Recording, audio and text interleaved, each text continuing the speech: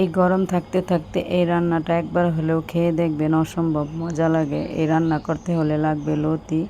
তার জন্য আমি কিছু লতি কেটে সুন্দর করে রেডি করে নিচ্ছি। এই তো দেখেন, লতি কাটার পর কিন্তু হাতগুলো দেখেন এরকম কষে কালো হয়ে যায়। আসলে যত কিছুই মাখি না কেন, তারপরও লতির যে একটা নিজস্ব কষ আছে, ওইটা চামড়াতে লাগতেই থাকে। ওটা ধোয়ার পরও সহজে ওঠে না, আস্তে আস্তে কাজ করতে করতেই ওঠে। আর লতিগুলো অনেক সুন্দর করে দেখেন কেটে কুটে আমি সুন্দর রেডি করে নিয়েছি, একদম ফ্রেশ টাটকা, একটু আগে ক্ষেত থেকে উঠে আনা হয়েছে লতিগুলা। আর এই লতিগুলা দিয়েই আমি আজকে টক তরকারি রান্না করব। কেউ কখনো হয়তো খান নাই, আজকে রান্না করে খেয়ে দেখবেন। আসসালামু আলাইকুম, কোহিনুর মিনি কিচেন অ্যান্ড ব্লগে সবাইকে স্বাগতম। সবাই কেমন আছেন? অবশ্যই আল্লাহর রহমতে ভালো আছেন, আমিও ভালো আছি। আমাদের টমেটো গাছগুলো সব শেষ হয়ে গেছে, ক্ষেত ছিল, তাই জন্য সব দোকানে দিয়ে দিয়েছি বিক্রি করার জন্য। আর যেগুলো গাছে ছিল সেইগুলো উঠায় আনছে, আয়না ধুইয়া রেখে দিছে ওটি খাওয়ার জন্য, পেকে যাবে, বাতি হয়ে গেছে। আর দেখেন আমাদের কচু ক্ষেত আছে, ক্ষেত থেকে কিছু লতি উঠায় আনছে রান্না করার জন্য। এই লতিগুলো একদম ফ্রেশ, কাঁচামরিচও আছে কিন্তু উঠায় নাই, অল্প কিছু উঠায় নিয়ে আসছে, যে কটা আর কি ডাল ভেঙে গেছিলো। কাঁচামরিচ রুমে আছে। আর এই ফ্রেশ টাটকা লতিগুলো রান্না করবে, এগুলো একটু গলা চুলকায় না, এগুলো আমাদের চাষ করা কচুর লতি। এগুলো কোনো গলা চুলকানোর ওই আশেপাশে কচুর লতি না। আবার কিছু পেঁপে উঠায় আনছে, দেখেন পেঁপে গাছও আছে। আমরা কিন্তু সবসময় বাড়ির সবজিই খাই, সবজি আমরা খুব কমই কিনা খাই না বলতে চলে, আলুটা ছাড়া। আর লতিগুলা বলতেছে যে কিছু একটা করো, ভাজি করো। আমি বললাম ভাজি করব না, ভাজিও খাই আমি। আজকে আমি লতি দেওয়া ডাল দেওয়া রান্না করব। আর এই রান্নাটা কিন্তু অসম্ভব মজা হয়। আর যদি করা যায় এই আমের সিজনে, কাঁচা আম দিয়া, আমরা আম ছাড়া তখন আমগুলা শুকায় রাখছি, সেই আমের ফলি দিয়ে ওইভাবে রান্না করি বা পাতুরি করি, আপনারা খেয়ে দেখতে পারেন এইভাবে রান্না করে। তার জন্য দেখেন লতিগুলো আমি এখন কেটে নিব। আসলে লতি একটা মজার জিনিস, সবাই তো মাছ দেওয়া, শুটকি দেওয়া, ইলিশ মাছ দেওয়া অনেকভাবেই খায়। আসলে লতিটা ভর্তা করে খাওয়া যায়, ভাজি করে খাওয়া যায়, টক করেও খাওয়া যায়। আসলে এটা অনেকে হয়তো জানে, অনেকে জানে না। আমি আগে জানতাম না। লতিগুলো দেখেন একদম ফ্রেশ, ময়লা নাই। আমি সুন্দর করে কেটে নিব, বেশি সময় লাগবে না। আর লতি কাটতে কিন্তু সাধারণত অনেক সময় লাগে, আর এই লতিগুলো কোনো ময়লা নাই বলতে খুব তাড়াতাড়ি হয়ে যাবে। লতিগুলো আমি কেটে নেব সুন্দর করে।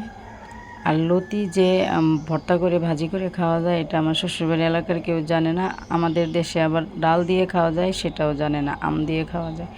এখানে এসে আমি শিখে গেছি আম দিয়ে, ডাল দিয়ে বা এমনি লতি দিয়ে টক দিয়ে পাতুরি কীভাবে করে। মাঝে মাঝে করি, আমরা খাই, আমার শ্বশুরবাড়ি এলাকায় ওরা সবাই খায়। আমাদের দেশে খাওয়া বোঝে না, বাবার বাড়ি। এই তো দেখেন আমাদের বাড়ি প্রচুর আম গাছ আছে, একদিন দেখাবো পুরো আম গাছগুলো ঘুরে। আর আমের সিজন যেহেতু আসছে, দেখতেই পারবেন আমের বন্যা বয়ে যাবে আমাদের বাড়িতে। কত আম যে গাছের নিচে পড়ে আছে, আসলে খাওয়ার মতো, নেওয়ার মতো লোক নাই। সবার মোটামুটি আম আছে, আর হয়তো অনেকে জানেই না আমগুলো এত বড় হয়েছে। আজকে এই কিছু আম আমি গাছের নিচ থেকে উঠায় নিলাম, অনেক আম পড়ে আছে, আবার অনেকে নিয়ে নিয়ে ফলে দিচ্ছে। আসলে বাচ্চা কাচ্চা নিয়ে আমার এইগুলো ভালো লাগে না দিতে। এখন আমগুলা কেটে নিব। আর এদিক দিয়ে অফ ক্যামেরায় ডালটাও আমি সিদ্ধ করতে দিয়েছিলাম, মুসুরের ডাল দিয়ে রান্না করব। আমি আর কি ডালটা খাওয়া যায় আমি জানি না, আমি শুধু মুসুর ডাল দিয়ে আমার শাশুড়িকে দেখি রান্না করতে, তাই জন্য আমিও শিখে গেছি। ওনারা বাড়িতে নেই, ঢাকায় আছে, কয়দিন পরে চলে আসবে, দেখবেন নিত্য নতুন টক তরকারি আমি ভিডিওতে দিব, শাক তরকারি। ওনারা এইসব মাছ মাংসের পাশাপাশি এইগুলোও খাওয়া পছন্দ করে। ডালটা আমার খুব সুন্দরভাবে সিদ্ধ হয়ে গেছে। এখানে যেহেতু লতি রান্না করবো, একটু মশলাপাতি হালকা করে দিয়ে দিব। এগুলোতে কোনো মশলাপাতি লাগে না, হালকা একটু মশলা হলেই হয়।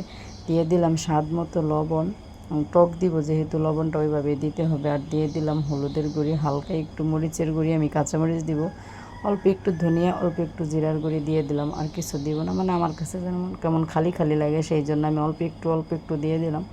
আমার শাশুড়ি কিচ্ছু দিত না, হলুদ লবণ দিয়েই শুধু সিদ্ধ করতো, আর কাঁচামরিচ দিত। যাই হোক, যার যার পছন্দ, আমার পছন্দ মতো আমি দিলাম। ডালটা এখন আমি ঘুটে নিব, ঘুটে নেওয়ার পরে লতিটা দিব, না হলে কিন্তু পরে যদি ডালটা ঘুটতে যান তাহলে কিন্তু লতিটা গলে একদম ঘেটে ঘেটে পিছলা পিছলা ঝোল হয়ে যাবে, সবাই জানেন। আর এটা হাতের লতি, তাড়াতাড়ি সিদ্ধ হয়ে যায়, বেশি সময় নেয় না। এই তো দেখেন লতিগুলো আমি কেটে সুন্দর করে ধুয়ে সবগুলা দিয়ে নিয়ে অল্প একটু রেখে দিয়েছি, মাছ দিয়ে বা এমনি কোনোভাবে ভাজি করে খাবো বা ভর্তা করে। অল্প একটু লতি দিছি। আর ডাল দিয়ে রান্না করলে সাধারণত বেশি লতি লাগে না, অল্প একটু লতি হলেই হয়। আর এই তরকারিটা যে এতই মজা, আমি এই দেশে আইসা খাওয়ার পরে আসলে বলতে পারি না, আমার কাছে খুবই ভালো লাগে। লতিগুলা দিয়ে দিলাম, একটু পরে সিদ্ধ হয়ে যাবে, 5-7 মিনিট পরে। এই লতিগুলা খুবই ভালো, আগেও বলছি আর গলাও ধরে না। তারপরে টক দিব। এই গরমের মধ্যে টক ডাল খেতে খুবই ভালো লাগে, আম ডাল, সেই জন্য আমি টকটা দিব। লতির জন্য কিন্তু টক দিব না।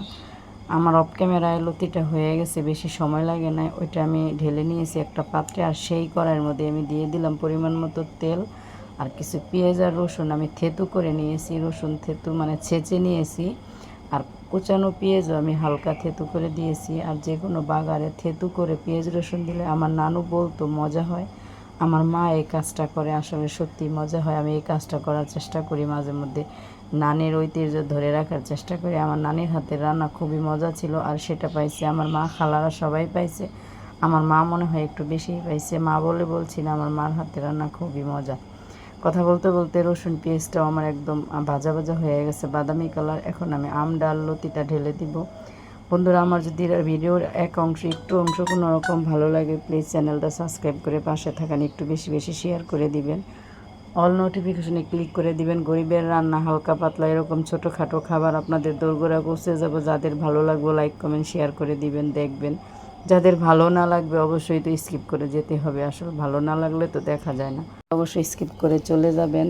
আর প্লিজ প্লিজ একটু সাপোর্ট করবেন। আর যে ধৈর্য নিয়ে ভিডিওটা দেখেছেন তাকে অসংখ্য ধন্যবাদ, যে সাবস্ক্রাইব করেছেন তাকেও মনের গভীর থেকে ধন্যবাদ। প্লিজ যে লাইক দিয়ে কষ্ট করে ভিডিওটা দেখবেন তাকেও অগ্রিম ধন্যবাদ জানাইলাম। এই তো কমেন্টে বলবেন আমার আম ডাল লতি রান্নাটা কেমন হয়েছে। তাহলে দেখা হবে পরের ভিডিওতে, প্লিজ সবাই কমেন্টে বলে যাবেন। দেখা হবে পরের ভিডিওতে। এই পর্যন্ত সুস্থ থাকেন, ভালো থাকেন। আজকে এই পর্যন্ত, আসসালামু আলাইকুম, আল্লাহ হাফেজ।